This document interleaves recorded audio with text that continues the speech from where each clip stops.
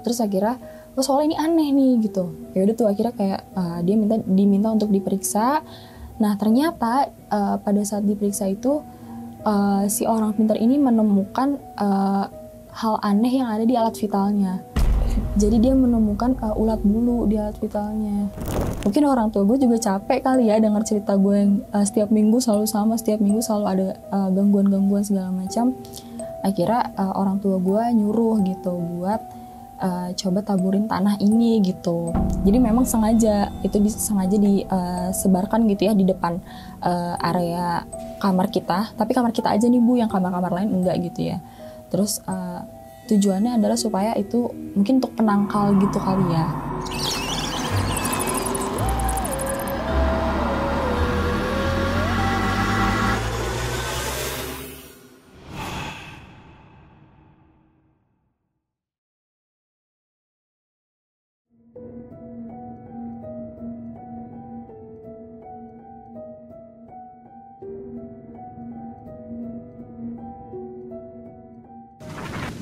Assalamualaikum warahmatullahi wabarakatuh. Ketemu lagi di Ratnawalan Channel. Teman-teman, kali ini saya kedatangan narasumber cewek yang jarang banget datang. Biasanya kan cowok semua. Nah, narasumber kita ini mau cerita urban legend, di mana dia dahulu pernah ke kos bareng temennya.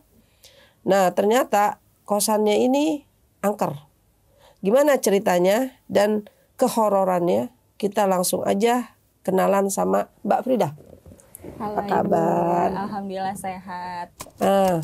Mbak Frida waktu itu ngekos sama temennya berdua ya? Iya betul Bu.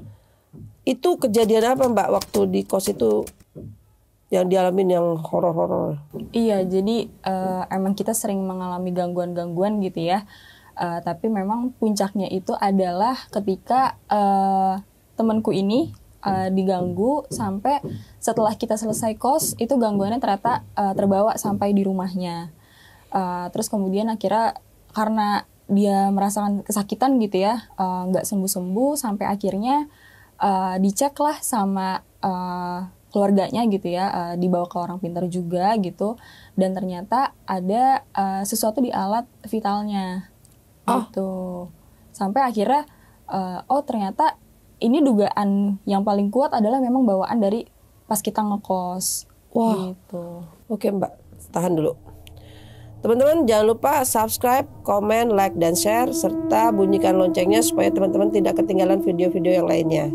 Jangan lupa juga follow Instagram dan TikTok Ratnawalan Channel.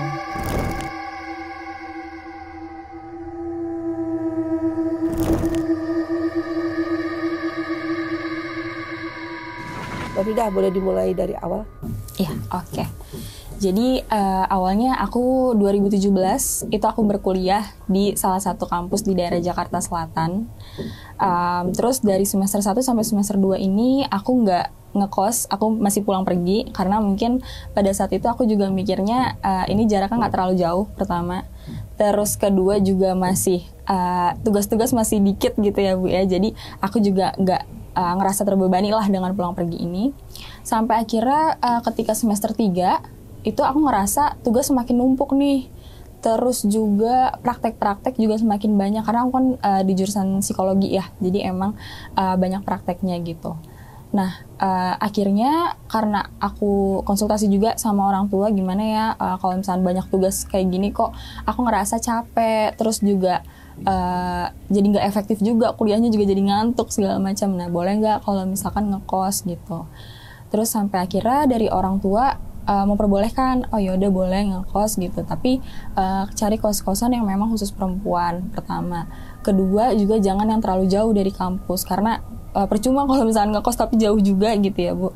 Akhirnya aku survei lah kos-kosan. Terus aku cari mungkin kurang lebih 1-2 minggu, tapi nggak ada kos-kosan yang cocok sama aku. Selain emang dia biasa bayarnya itu biayanya tahunan, ataupun dia tuh udah penuh kosan itu gitu.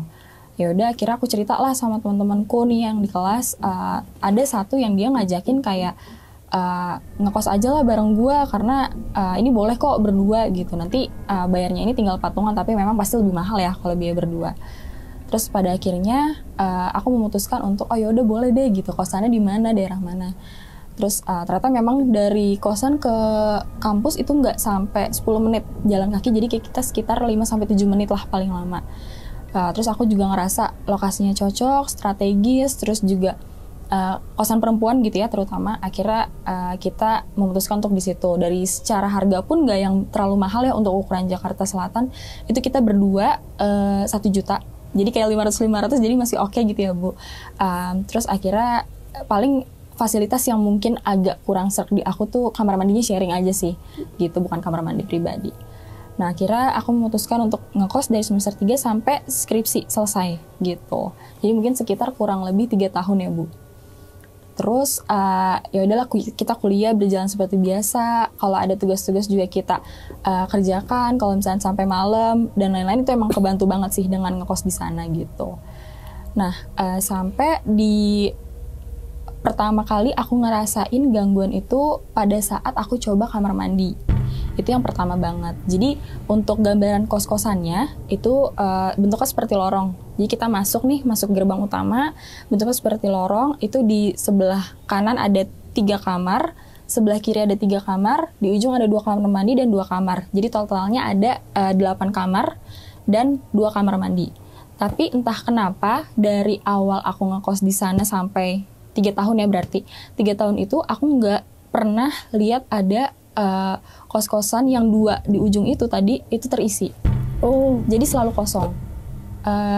Nggak pernah nanya juga sih kenapa, cuma kayak kok di pojok ini 2 kamar ini nggak pernah ada yang ngisi ya, padahal yang lain tuh terisi. Terus kita juga kan itu 2 lantai ya Bu ya. Nah lantai atas tuh selalu terisi gitu, cuma yang 2 ini selalu nggak pernah keisi gitu. Terus kalau yang 3 kanan 3 kiri ini ya ganti-gantian lah, kadang keisi, kadang sempat kosong gitu, mungkin orang pindah atau gimana gitu ya. Terus sampai akhirnya gangguan pertama muncul itu aku ngerasa pada saat di kamar mandi. Awalnya aku nanya kan ke temanku, dia kan lebih awal ya ngekosnya dibanding aku, dia dari semester 1 sedangkan aku dari semester 3. Aku nanya, ini kenapa ya kamar mandi yang sebelah kanan nggak pernah dipakai sama orang-orang di sini, sedangkan kamar mandi yang sebelah kiri ini selalu dipakai. Padahal secara look itu yang kiri ini kumuh Bu, kamar mandinya tuh lebih kumuh, lebih redup cahayanya, terus juga lantainya juga kotor yang kalaupun disikat nggak hilang gitu ya.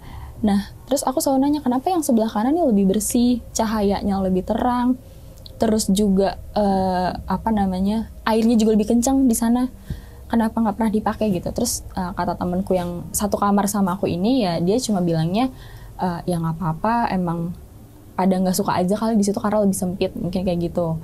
Jadi emang yang di sebelah kiri ini yang emang kumuh tadi, dia memang lebih luas secara ininya ya, secara kamar mandi itu memang lebih luas. Terus akhirnya aku nggak nanya lebih lanjut lah gitu, sampai aku ngerasain sendiri. Jadi pada saat aku cuci piring gitu ya malam-malam gitu, terus kadang-kadang nyuci baju juga gitu kan, itu tuh kayak kadang ada gangguan-gangguan kayak airnya tuh nyala sendiri gitu di kamar mandi satunya.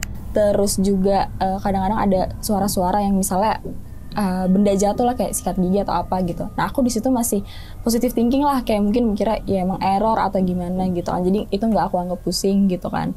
Dan itu nggak aku ceritakan dulu nih ke temen yang satu kamar sama aku, karena aku takutnya dia juga takut gitu kan. Terus sampai akhirnya gangguan-gangguan lain tuh datang gitu.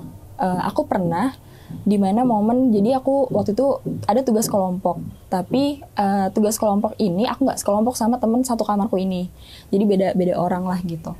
Nah ketika aku pulang malam itu kan kita ngerjainnya memang di luar kampus gitu ya, kita ngerjain project bareng, pulangnya cukup malam, itu sekitar jam 11 malam kalau nggak salah. Terus aku pulang lah ke kosan gitu. Nah di situ aku lihat satu kosan ini rame gitu, pada keluar, pada beres-beres, pada ngeluarin baju-baju mereka, pada nyapu-nyapu gitu kan. Terus akhirnya aku nanya gitu, kayak tumben banget nih malam-malam pada beres-beres, kenapa gitu. Biasanya juga beres-beres kayak gini nggak pernah bareng-bareng serempak gitu kan Bu, maksudnya pasti ada yang beres-beres, ada yang enggak gitu. Tapi ini mereka kompak, satu kosan yang lantai bawah ya, kalau lantai atas kita emang jarang interaksi lah gitu. yang di lantai bawah ini kenapa mereka semua pada beres-beres gitu, pada nyapu, pada ngeluarin baju, itu sih yang aneh. Terus ternyata mereka tuh sama-sama mencium bau bangke, tapi di lemarinya masing-masing. Jadi kayak mereka ini kenapa beres-beres, mereka nyari tahu ada tikus nggak sih, atau ada cicak mati atau apa gitu, mereka keluarin dulu nih semuanya, termasuk temen kamarku ini ya. Terus akhirnya aku nanya kan, ini baju gue aman nggak, baju gue bau juga nggak, apa gimana gitu. Terus kata dia, udah kita cari-cari tapi nggak ketemu bangkainya, entah cicak atau tikus tuh nggak ada sama sekali gitu. Bahkan kita udah sampai geser-geser lemari, geser kasur. Kan maksudnya kamarnya pun nggak yang terlalu besar ya Bu ya, namanya kos-kosan ya, standar, kamar standar. Itu juga nggak ada, di sudut-sudut pun nggak ada gitu. Terus kayak atau mungkin dari kamar mandi kali atau gimana, tapi yang anehnya baunya tuh di setiap kamar ada gitu. Akhirnya kita beres-beres segala macam, nggak ketemu, ya udahlah kita diemin aja. Paling kita tuh cuma semprot-semprot pengharum ruangan aja, karena dicari pun nggak ketemu. Terus ada salah satu penghuni kos lain, dia nih inisiatif lah buat beli racun tikus, terus kayak lem tikus gitu. Tapi udah kita pasang selama seminggu, 2 minggu nggak ada juga gitu. Karena kalau bisa dibilang tuh kos-kosan kita penghuninya tuh nggak yang terlalu jorok-jorok banget lah. Jadi emang ya kamar mandi sharing pun kita masih bersih, dapur sharing juga kita masih bersih gitu kan. Nah terus itu gangguan lain gitu ya. Nah terus akhirnya ya udah kita kembaliin ke kamar masing-masing karena nggak ada ketemu apa-apa juga. Terus juga nggak ada bangkainya kita cari juga nggak ketemu gitu. Terus akhirnya mungkin ada salah satu penghuni dia merasa nggak betah atau gimana, dia akhirnya keluar dari kosan itu. Jadi kamarku ini di paling depan dekat pintu, terus sebelah kamarku yang tadinya keisi, akhirnya dia pergi karena dia mungkin ngerasa nggak nyaman atau gimana, jadi kamar itu kosong. Terus akhirnya sebelah kamarnya lagi yang satu lagi itu terisi. Jadi di antara kamar aku sama kamar penghuni lain itu kosong, di situ kamar itu kosong.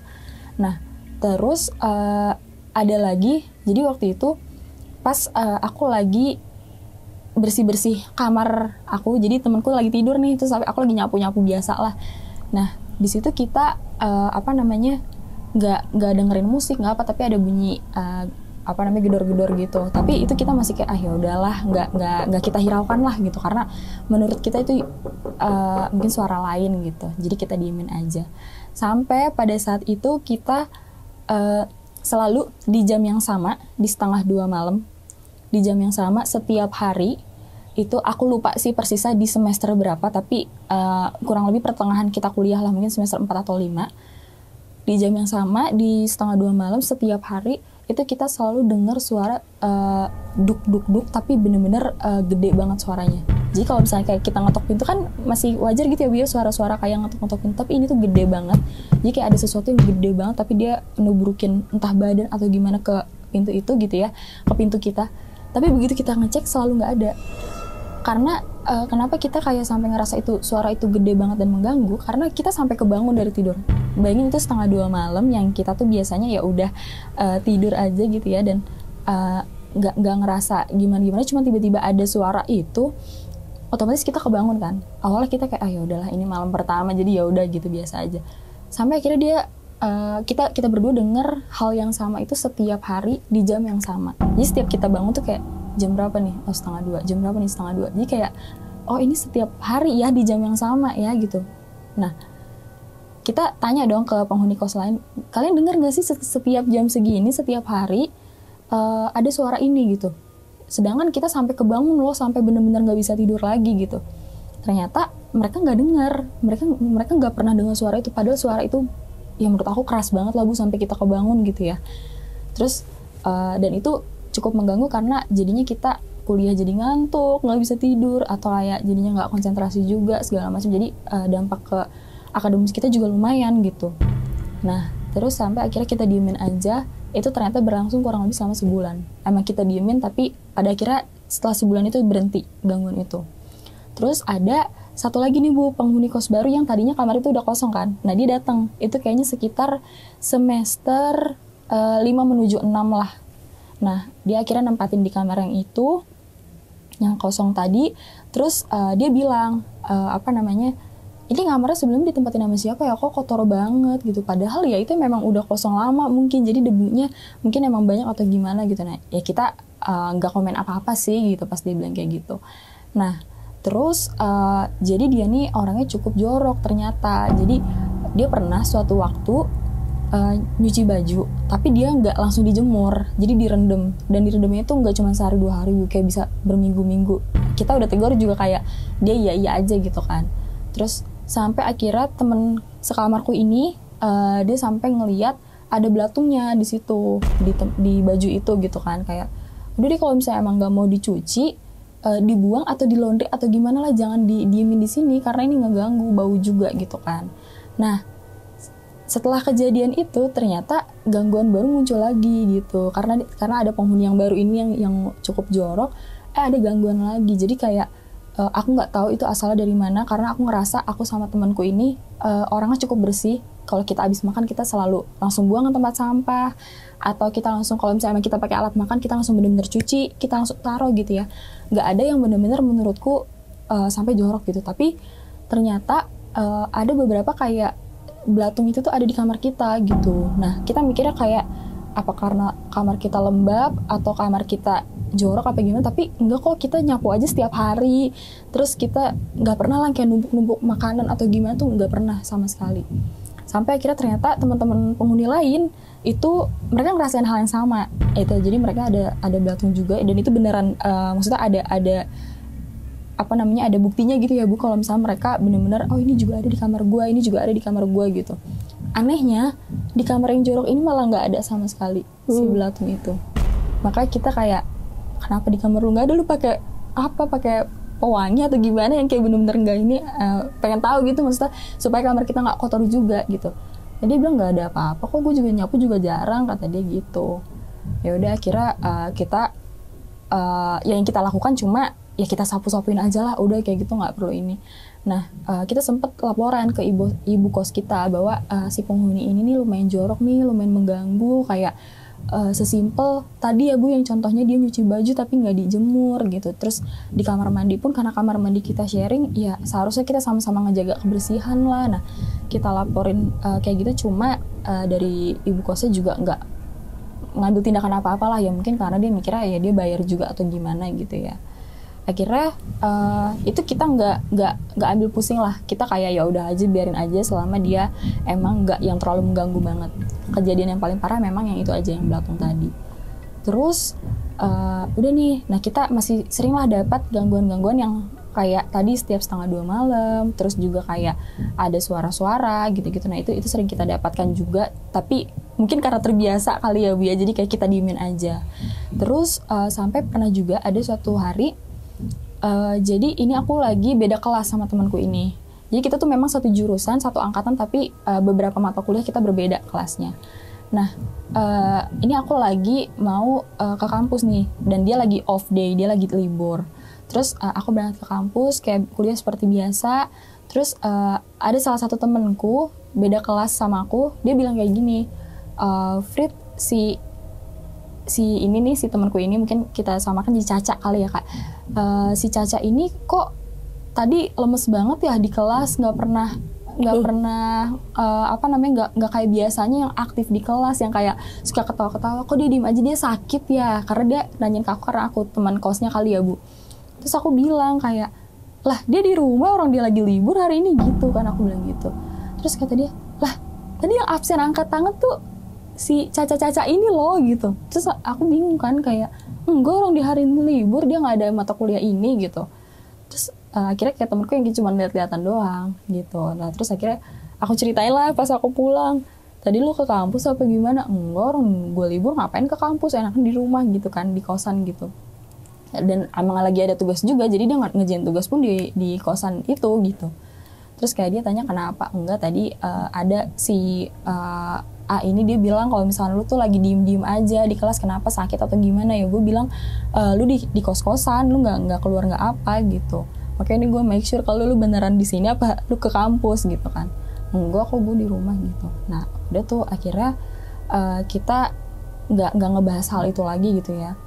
Terus nah kalau yang ini versi dari temanku. Jadi kan kita namanya kos-kosan itu kalau misalnya pulang kuliah atau gimana kita suka main ya Bu ya. Nah terus akhirnya beberapa temanku ini mainlah ke kosan kita gitu, main. Terus abis itu kita memang nggak pernah ceritain soal si kamar mandi ini, kenapa yang kanan nggak dipakai, yang kiri dipakai, karena kita juga nggak mau nakut-nakutin atau gimana lah gitu.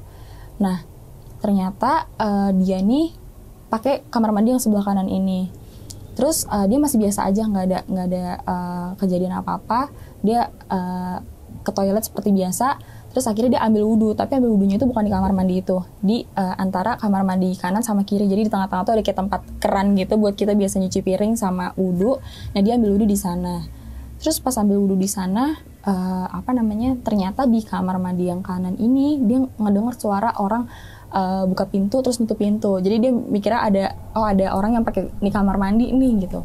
Terus habis itu pas dia udah selesai wudhu tuh si kamar mandi ini ternyata terbuka, nggak ada orang sama sekali. Nah terus dia bilang tadi ada yang kamar mandi nggak ya, ternyata nggak ada. Jadi kayak adalah gangguan-gangguan yang seperti itu yang temanku sendiri ternyata ngalamin gitu. Nah terus setelah dia kan cerita tuh dia heboh.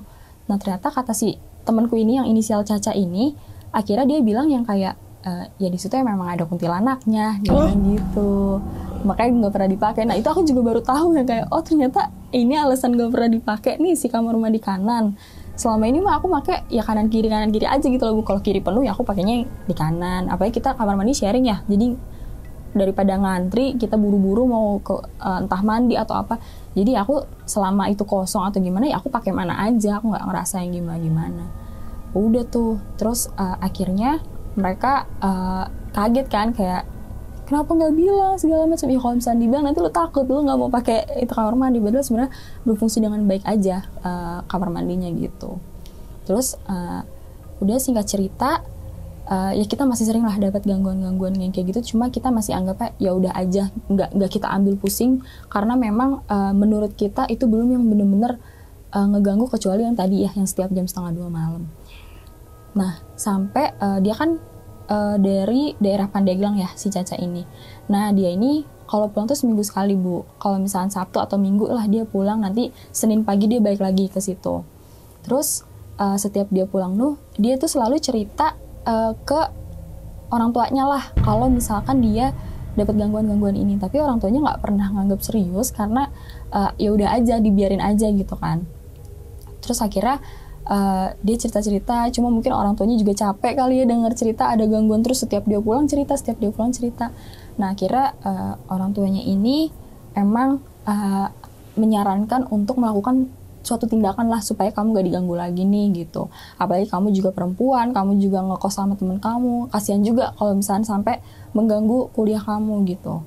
Nah akhirnya aku nggak tahu gimana ceritanya, tapi pas dia udah nyampe nih di hari Senin pagi, aku datang dan terus abis itu aku udah ngeliat di depan kamar kita, di depan pintu tuh udah banyak tanah. Nah terus aku tanya kan kayak ini apa, siapa yang kotorin gitu kan. Terus akhirnya dia bilang sini deh masuk dulu gitu. Terus akhirnya dia cerita lah, iya ini yang selama ini gue tuh ceritain ke orang tua gue Frit, bahwa ya gue ngerasa lah kita selalu diganggu, kita nggak pernah nyaman ada di kosan ini. Terus kita ya emang sih mungkin kita selama ini cuek-cuek aja, tapi lama-lama capek juga, dia bilang gitu kan. Terus mungkin orang tua gue juga capek kali ya dengar cerita gue yang setiap minggu selalu sama, setiap minggu selalu ada gangguan-gangguan segala macam.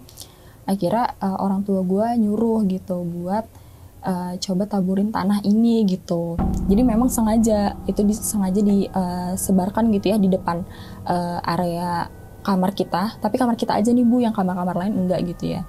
Terus tujuannya adalah supaya itu mungkin untuk penangkal gitu kali ya, untuk menangkal gangguan-gangguan yang emang selama ini kita alami.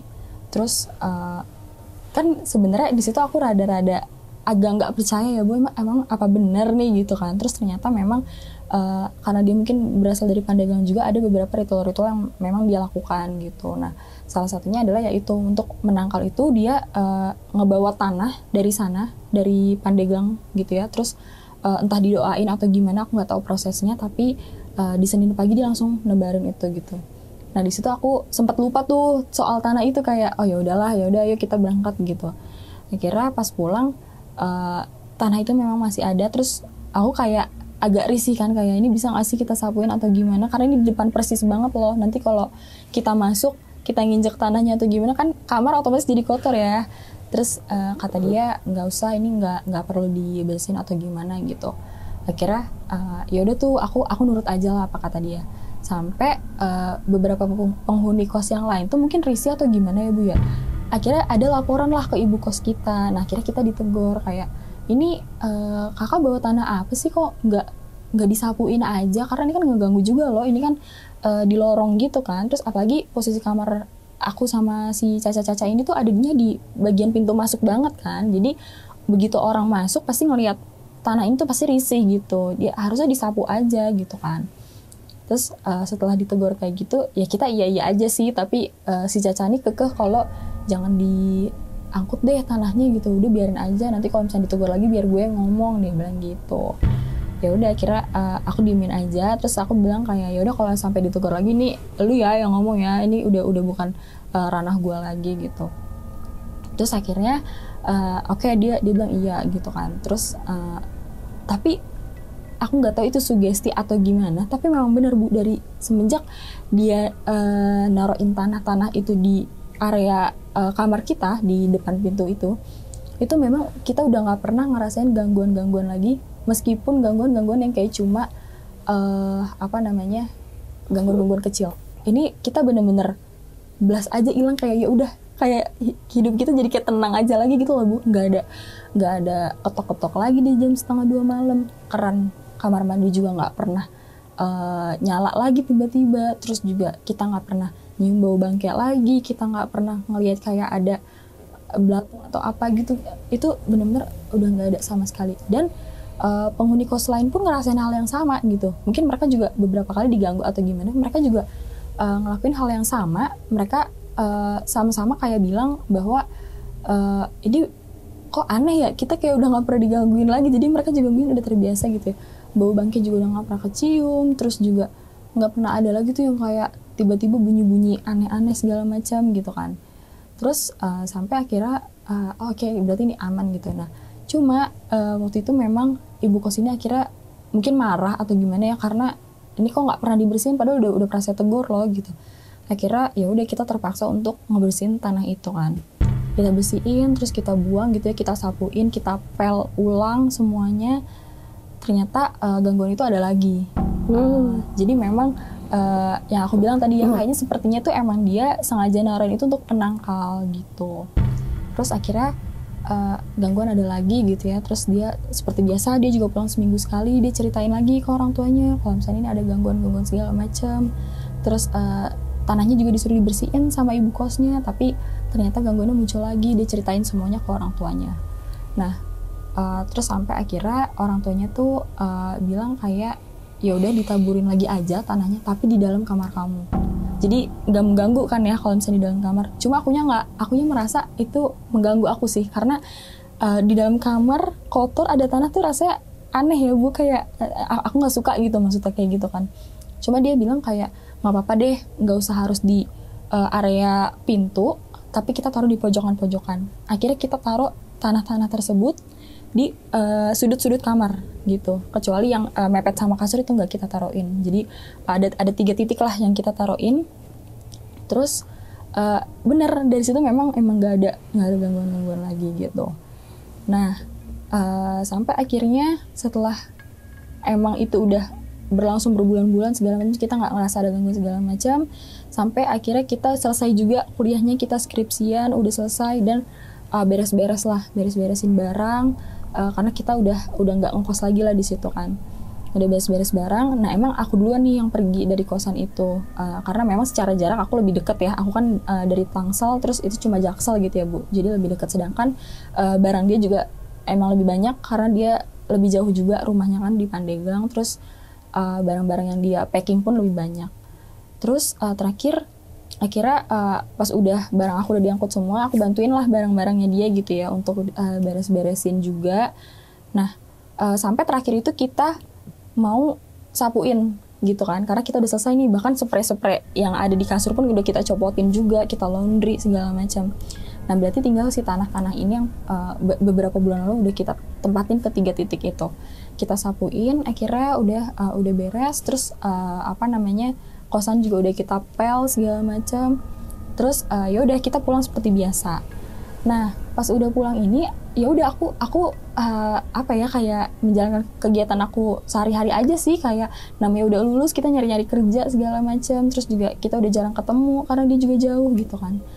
Sampai pada suatu waktu aku nanyain kabar dia nggak balas WA aku, kayak lu apa kabar lu, ayo sini lah main ke Jakarta lagi, kita ketemuan aja daerah kampus, kita main aja gitu nongkrong-nongkrong. Terus dia nggak balas-balas. Terus tumben banget nih orang nggak pernah balas WA, padahal sebenarnya dia ini bukan tipe yang malas megang HP, dia pasti megang handphone gitu.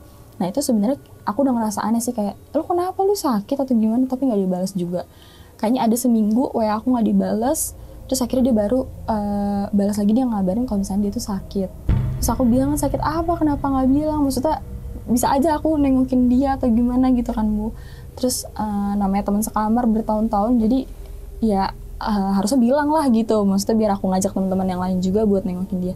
Ternyata dia bilang sakitnya itu nggak bisa dijelasin gitu. Jadi secara fisik itu tuh dia ngerasa lemas, setiap hari tuh lemas. Terus dia mikirnya mungkin tipes atau gimana, tapi dibawa ke dokter pun menurut dokter ini nggak ada sakit apa-apa gitu kan. Jadi ya dikasih obatnya juga obat-obat yang mungkin cuma pereda nyeri, yang kayak gitu-gitu aja, lebih yang basic-basic. Terus dibawa ke dokter tapi nggak ada tindakan apa-apa. Menurut dokter juga ini nggak ada sakit yang gimana-gimana, cuma disuruh istirahat aja karena mungkin kecapean gitu ya. Terus sampai akhirnya dia baru nyuruh buat ketemuan lah gitu kan. Dia mau nyeritain apa sih yang dia rasain, ini sakitnya dia tuh apa. Akhirnya kita ketemuan lah suatu hari di daerah kampus juga, masih daerah Jakarta Selatan gitu ya. Kita ngobrol-ngobrol. Terus ternyata dia cerita bahwa dia nih ngerasain sakit yang nggak bisa dijelasin. Terus dia ke dokter bolak-balik sama gitu ya, jawabannya dari dokter ini mah cuma kecapean, karena nggak ada yang tanda-tanda penyakit yang kayak gimana-gimana gitu. Dia udah ganti-ganti dokter juga, tapi jawaban dokter masih sama gitu ya, memang nggak ada apapun gitu, penyakit-penyakit yang macam-macam. Sampai akhirnya dia memutuskan untuk ke orang pintar dari orang tuanya ini kan, karena kasihan lah orang tuanya ngelihat anaknya udah sakit selama seminggu tapi nggak dikasih tindakan apa-apa, cuma bisa rebahan doang di kamar gitu ya. Terus akhirnya dibawain lah orang pintar gitu. Terus kata orang pintarnya ini, kayaknya saya nggak bisa deh periksa ini di rumah dia gitu ya, jadi harus dibawa ke tempat praktek saya gitu. Akhirnya dia datanglah ke tempat praktek tersebut yang jaraknya mungkin secara waktu kurang lebih 1 jam dari rumahnya. Jadi masih daerah Banten juga, cuma bukan di Pandegelangnya. Terus akhirnya dia kesana sama orang tuanya gitu ya untuk diperiksa. Terus tapi orang tuanya itu nggak boleh masuk. Jadi cuma dianterin doang, terus orang tuanya itu nggak boleh masuk. Nah diperiksalah sama orang ini gitu ya. Terus dicek, ditanya lah, kamu dulu sebelum pulang nih pernah ngapain aja gitu kan ditanya. Terus ya dia ngerasa nggak melakukan apa-apa ya Bu ya selama kuliah. Dia cuma bilang ya kuliah aja sih, nggak pernah ngelakuin yang macam-macam gitu. Terus dibilang kan kayak, mungkin kamu pernah berhubungan nggak sama cowok, atau kamu pernah ada masalah nggak sama temenmu segala macam. Dia ngerasa nggak ada apa-apa karena secara dia tuh juga termasuk orang yang friendly. Dia temennya banyak di mana-mana, makanya pada saat itu dia juga pernah bilang kan kayak, kok si Caca ini lagi lemes aja sih tadi di kelas, diem-diem aja. Itu sebenarnya beda kelas kan Bu, cuma dia cukup friendly lah, jadi teman-temannya juga banyak di angkatan.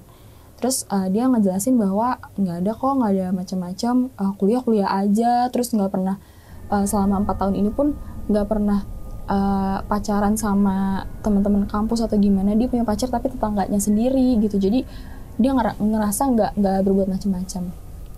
Terus akhirnya soalnya ini aneh nih gitu. Ya udah tuh akhirnya kayak dia diminta untuk diperiksa. Nah ternyata pada saat diperiksa itu si orang pintar ini menemukan hal aneh yang ada di alat vitalnya. Jadi dia menemukan ulat bulu di alat vitalnya.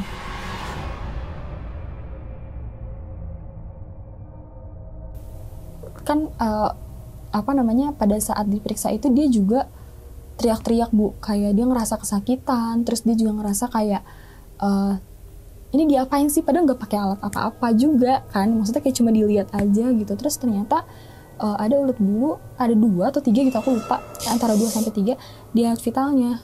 Nah terus kayak ditanya kan, ini kamu selama ini nggak ngerasa nih, ini tuh termasuknya cukup lama loh, karena ukuran itu tuh lumayan besar, kayak sebesar jari kelingking orang dewasa lah gitu.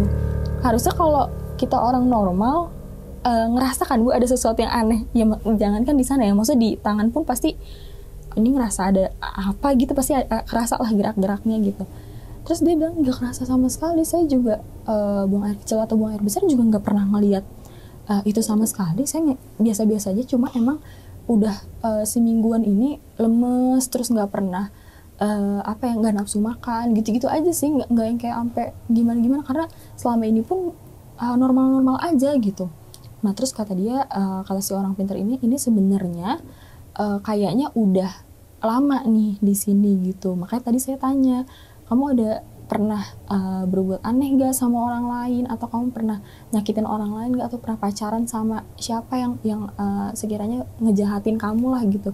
Karena ini tuh bukan yang kayak kamu orang jorok terus jadi kayak gini, nggak kayak gitu. Ini tuh kiriman orang gitu. Nah akhirnya terbuka lah, dia bilang bahwa dulu sih pernah naruh tanah-tanah untuk menangkal itu gitu. Jadi karena selama saya ngekos di sana itu tuh saya selalu diganggu, dan gangguan-gangguan itu emang sampai berpengaruh ke akademi saya juga jadinya kuliah saya jadi menurun nilai-nilainya, karena susah tidur, susah konsentrasi dan lain-lain gitu. Sampai memang saya diarahkan untuk naruh tanah itu sebagai penangkal, dia bilang gitu kan. Oh iya, berapa lama, ditanya gitu kan. Cukup lama sih, berbulan-bulan sih, lumayan gitu. Bahkan sempat ditegur untuk dibersihin, itu ada gangguan lagi, terus akhirnya saya taruhin lagi tanah-tanah itu gitu, dan naruhnya di dalam kamar gitu. Sampai terakhir dia bilang kayak, berarti ini sumbernya gitu. Kamu mungkin memang menangkal itu tujuannya emang untuk biar kamu gak diganggu lagi, tapi sebenarnya hal yang emang mengganggu kamu, akhirnya ganggu dia nggak suka gitu, karena memang sebenarnya dari awal dia memang penghuni di sana gitu, cuma karena kamu menangkal ya dia marah gitu, dan yang ngebawa tanah ini dari kamu asalnya, jadi pasti yang dia serang kamu, bukan penghuni kos yang lain gitu. Itu yang memang puncaknya sih Bu di situ. Terus sekarang gimana? Sekarang sih dia setelah dari orang pintar itu, dia memang dikeluarin, tapi emang nggak bisa langsung dua-duanya atau 3, aku lupa ya 2 atau 3, nggak bisa langsung semua. Jadi kayak 1 dulu, terus efek ke badannya tuh dia langsung lemes lagi, langsung ini segala macam. Terus ini nggak bisa nih langsung semuanya, kalau semuanya kamu bisa pingsan gitu kan. Terus jadi nanti kamu balik lagi ya seminggu kemudian gitu. Seminggu kemudian dia balik lagi, dibersihin lagi 1 gitu. Jadi bertahap lah gitu. Akhirnya setelah semuanya bersih gitu ya di badan dia, akhirnya dia sembuh total gitu, bisa dibilang. Ya udah dia bisa aktivitas kayak awal normal, terus dia udah bisa maksudnya secara fisik juga udah sehat, udah nggak lemes lagi, udah nggak ngerasa pusing lagi setiap hari. Terus akhirnya ya udah sekarang alhamdulillah sih dia udah sehat-sehat aja sih gitu. Tapi dia ngeliat tuh ulet. Dianya ngeliat. Nah, jadi makanya mungkin alasan kenapa orang tuanya nggak boleh masuk, mungkin sebenarnya si orang pintarnya ini mungkin udah tahu kalau misalnya itu udah ada gitu ya di dalam tubuhnya dia. Jadi ulet. Iya. Ulet bulu. Berbentuk ulat, beneran ulat gitu. Terus sama dia sekarang uletnya dikumpulin atau dibuang atau langsung dibuang sih sama orang pintarnya. Sama orang pintarnya ya. Jadi dia juga ngelihat, makanya dia juga kaget gitu ya, dia kayak kok bisa ada hewan segede ini tapi nggak ngerasa apa-apa gitu. Seharusnya kan yang ngerasa apalah, geli atau apa gitu. Waktu dia dapetin tanahnya itu dia dari mana? Itu sih dari orang tuanya. Jadi orang tuanya ini mungkin ke orang pintar juga atau gimana, menceritakan lah bahwa anaknya ini sering diganggu, dan gangguannya ini nggak cuma sekali 2 kali, tapi selama dia ngekos di sana memang selalu ada gangguan-gangguan itu. Berarti ini yang naro, bukan yang naro ya, penghuni kosan itu yang nyerang dia? Iya, kayaknya seperti itu sih. Nyerangnya berupa ulet bulu. Kok setan bisa naruh ulet bulu ya? Itu sih aku merasanya ya, dia kayaknya jadinya auranya ditutup sih. Oh, oke. Karena emang dia- Jadi dengan cara ulet bulu gitu ya. Ngeri juga ya pembalasannya. Iya, itu makanya pas dia cerita tuh aku kaget banget kan, kayak awalnya aku juga gak percaya, kayak aku bilang, tapi lu beneran lihat nggak tuh fisiknya si ulet bulu ini pada saat dikeluarin gitu? Beneran, makanya itu mungkin salah satu alasan orang tua gue nggak boleh masuk, karena takutnya mereka sedih atau gimana, atau shock atau gimana gitu. Ngeri juga ya. Gitu. Tapi alhamdulillah sekarang udah sehat, Iya, udah kerja. Udah kerja, udah menikah juga. Udah menikah orangnya. juga, alhamdulillah. Oke, barangkali ini buat pelajaran ya. Jadi kita berarti kalau menangkal sesuatu dengan doa. Iya, mungkin. Jangan pakai ritual-ritual aneh sih. Gitu. Oke, makasih banyak Mbak Frida. Sama-sama Ibu. Semoga sehat selalu ya. Amin. Teman-teman, diambil baiknya, dibuang yang jeleknya. Terima kasih. Assalamualaikum warahmatullahi wabarakatuh. Bye.